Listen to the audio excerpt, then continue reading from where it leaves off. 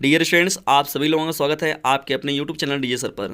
आज का यह वीडियो क्लास 12th के बच्चों के लिए बहुत ही इंपॉर्टेंट है, क्योंकि इसमें हम लोग बात करने वाले हैं नागरिक शास्त्र के महत्वपूर्ण बहुविकल्पी प्रश्नों की श्रृंखला के बारे में।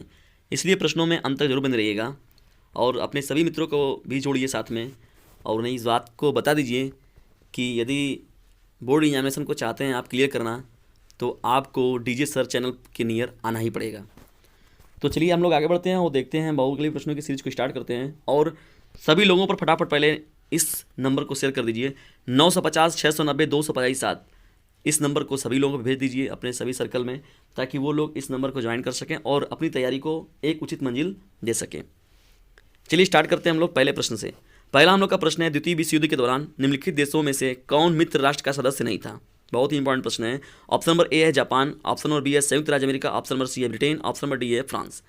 तो देखिए यहाँ पर जब द्वितीय विश्व युद्ध हुआ था तो उसमें दो राष्ट्र सदस्य थे। एक तरफ था मित्र राष्ट्र और दूसरी तरफ क्या था? धुरी राष्ट्र था। तो देखिए जापान जो है इस प्रश्न का राइट आंसर हो जाएगा, यानी पहले प्रश्न का right answer option number A correct हो जाएगा, क्योंकि जापान जो था वो धुरी राष्ट्र में था, जबकि संयुक्त राज्य अमेरिका, ब्रिटेन, फ्रांस ये सब जो थे वो मित्र राष्ट्र के सदस्य थे। तो पहले प्रश्न का जो राइट आंसर होगा ऑप्शन नंबर ए करेक्ट हो जाएगा। महत्वपूर्ण प्रश्नों की सीरीज में बढ़ते हैं हम लोग दूसरे प्रश्न की ओर।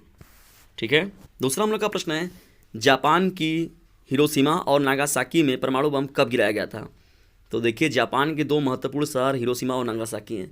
जैसे आपके भारत देश की बात होती है तो दिल्ली और मुंबई का नाम सर्वोपरि आता है, वैसे ही जापान के जो दो प्रमुख शहर थे हिरोशिमा और नागासाकी, तो उस पर परमाणु बम कब गिराया गया था? ऑप्शन नंबर ए है 1943 में, ऑप्शन नंबर बी है 1945 में, ऑप्शन नंबर सी है 1919 में, ऑप्शन नंबर डी है 1947 में। तो इस प्रश्न का जो राइट आंसर हो जाएगा ऑप्शन नंबर बी करेक्ट हो जाएगा, 1945 में। तो 6 अगस्त और 9 अगस्त को जो था हिरोशिमा और नागासाकी पर क्रमशः परमाणु बम गिराया गया था, और ये परमाणु बम गिराया गया था अमेरिका के द्वारा। ठीक है, तो दूसरे प्रश्न का जो राइट आंसर होगा ऑप्शन नंबर बी करेक्ट हो जाएगा। यदि आप सभी लोगों का ज़्यादा नंबर पाने की है चाहत, तो याद रखिएगा डीजे सर चैनल पर आपको पढ़ने की नियमित रूप से डालनी पड़ेगी अपनी आदत। ठीक है, बढ़ते हैं तीसरे प्रश्न की ओर। तीसरा हम लोग का प्रश्न है, अंतर्राष्ट्रीय परमाणु ऊर्जा एजेंसी, जिसे हम लोग IAEA के नाम से भी जानते हैं, की स्थापना कब हुई थी? अंतर्राष्ट्रीय परमाणु ऊर्जा एजेंसी की स्थापना कब हुई थी? जो दिया गया इसमें ऑप्शन है आपका, ऑप्शन नंबर ए है 1947, ऑप्शन नंबर बी है 1950, ऑप्शन नंबर सी है 1955 और ऑप्शन नंबर डी है 1957। तो देखिए इस प्रश्न का जो राइट आंसर हो जाएगा ऑप्शन नंबर डी करेक्ट हो जाएगा, 1957 में देखिए इसकी स्थापना की गई थी, जिसका नाम है IAEA, और इसे हम लोग अंतर्राष्ट्रीय परमाणु ऊर्जा एजेंसी के नाम से भी जानते हैं। तो तीसरे प्रश्न का जो राइट आंसर हो जाएगा ऑप्शन नंबर डी करेक्ट हो जाएगा। यदि आप दूर करना चाहते हैं बोर्ड का फियर, तो आपको आना पड़ेगा डीजे सर चैनल के नियर। ठीक है, तो इसी उद्देश्य के साथ हम लोग आगे बढ़ते हैं चौथे प्रश्न की ओर। निम्न में से किसने सर्वप्रथम खुले द्वार की नीति अपनाई? ऑप्शन नंबर ए है चीन, ऑप्शन नंबर बी है दक्षिण कोरिया, ऑप्शन नंबर सी है भारतवर्ष, ऑप्शन नंबर डी है जापान। तो देखिए यहाँ पर खुले द्वार की जो नीति अपनाई गई थी वो चीन देश के द्वारा अपनाई गई थी। तो चौथे प्रश्न का जो राइट आंसर हो जाएगा ऑप्शन नंबर ए करेक्ट हो जाएगा। डीजे सर चैनल का ज्ञान आप सभी लोगों को बनाएगा महान, इसलिए डीजे सर चैनल को ज्वाइन जरूर करें और सब्सक्राइब करें, और इकोनॉमिकल वीकर स्टूडेंट्स को भी इसमें ज़रूर जुड़ें। और जो नंबर मैंने आपको बताया 950 690 257, इसको तुरंत शेयर करें और जल्द से जल्द आप सभी लोग जुड़ जाएं। बढ़ते हैं पांचवें प्रश्न की ओर। भारत के मिल्क मैन के रूप में किसे जाना जाता है? ऑप्शन नंबर ए है MS Swaminathan, option number B है Verghese Kurien, option number C है KN Raj, option number D है JC कुमारप्पा। तो इस प्रश्न का जो राइट आंसर हो जाएगा ऑप्शन नंबर बी करेक्ट हो जाएगा, वर्गीज कुरियन। तो भारत के मिल्क मैन के रूप में इन्हीं को याद किया जाता है। तो पांचवें प्रश्न का जो राइट आंसर होगा ऑप्शन नंबर बी करेक्ट हो जाएगा। यदि बोर्ड एग्जामिनेशन में आप चाहते हैं पढ़ना अच्छे से, तो डीजे सर चैनल पर ही रहना।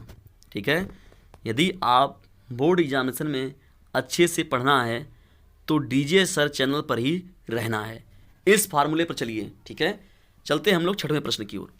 भारत ने क्योटो प्रोटोकॉल 1997 पर हस्ताक्षर और इसका पुष्टिकरण किया था। ऑप्शन जो दिया गया, ऑप्शन नंबर ए है 2002, ऑप्शन नंबर बी है 2003, ऑप्शन नंबर सी है 2004, ऑप्शन नंबर डी है 1997। तो देखिए इस प्रश्न का जो राइट आंसर हो जाएगा ऑप्शन नंबर ए करेक्ट हो जाएगा, 2002 में। तो भारत ने क्योटो प्रोटोकॉल जो बनाया गया था 1997 वाला, तो उस पर हस्ताक्षर जो किया था 2002 में, और इसका पुष्टिकरण भी किया गया था भारत सरकार के द्वारा। तो छठवें प्रश्न का जो राइट आंसर होगा ऑप्शन नंबर ए करेक्ट हो जाएगा। यदि आपको बोर्ड एग्जामिनेशन में ज़्यादा नंबर पाने की है ख्वाहिश, तो डीजे सर चैनल ही आप सभी लोगों के लिए बनेगा मोस्ट इम्पॉर्टेंट चॉइस। तो इन्हीं हम लोग महत्वपूर्ण थीम के साथ बढ़ते हैं 7वें प्रश्न की ओर। 7वां हम लोग का देखिए प्रश्न है, चीन की क्रांति किस वर्ष हुई थी। मोस्ट इंपॉर्टेंट प्रश्न है, चीन की क्रांति किस वर्ष हुई थी। ऑप्शन दिया गया, ऑप्शन नंबर ए है 1947 में, ऑप्शन नंबर बी है 1949 में, ऑप्शन नंबर सी है 1951 में, ऑप्शन नंबर डी है 1954 में। तो इस प्रश्न का जो राइट आंसर हो जाएगा ऑप्शन नंबर बी करेक्ट हो जाएगा। 1949 में ही चीन की क्रांति हुई थी। चलिए आगे बढ़ते हैं और देखते हैं 8वें प्रश्न को। निम्नलिखित में से कौन नक्सलवादी आंदोलन का नेता था। ऑप्शन नंबर ए है Jawaharlal Nehru, option number B है Charu Majumdar, option number C है Jayaprakash Narayan, option number D है इनमें से कोई नहीं। तो देखिए नक्सलवादी आंदोलन जो था उसके जो प्रमुख नेता थे वो चारू मजुमदार जी थे। तो 8वें प्रश्न का जो राइट आंसर होगा ऑप्शन नंबर बी करेक्ट हो जाएगा। देखिए नक्सलवादी आंदोलन, अब नक्सलवाद देखिए कितनी बड़ी समस्या उभर कर सामने आई है धीरे धीरे। तो भारत के लगभग 10 से 12 राज्यों में फैल चुकी है और उसके 80 से 85 जिले जो हैं इससे प्रभावित हैं। तो ये बहुत ही बड़े पैमाने पर प्रभावित कर रहा है और आतंकवाद के बाद ये बहुत ही इम्पॉर्टेंट बन चुका है अब संघर्षशील के रूप में, जिससे कि देश को लड़ना बहुत ही कठिन धीरे धीरे होता जा रहा है और ये बड़े पैमाने पर ये उभरता जा रहा है नक्सलवाद।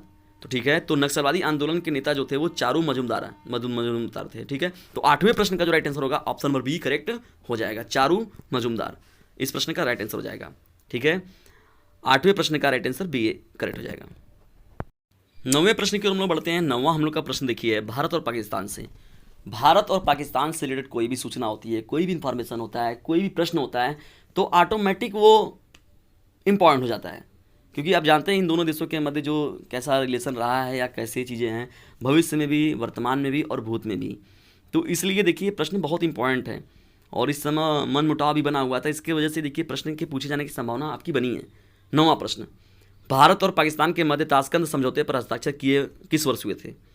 ताशकंद समझौता हुआ था देखिए भारत और पाकिस्तान के मध्य, उस समय पंडित जवाहरलाल नेहरू ने भी इसमें देखिए महत्वपूर्ण रूप से अपना कार्य किया हुआ था। तो यहाँ पर देखिए मध्य ताशकंद समझौता जो हुआ था, तो ऑप्शन जो दिया गया देखिए इसमें क्या है। ऑप्शन नंबर ए है 1972 है, ऑप्शन नंबर बी है 1964 है, ऑप्शन नंबर सी है 1966 है, ऑप्शन नंबर डी है 1971 है।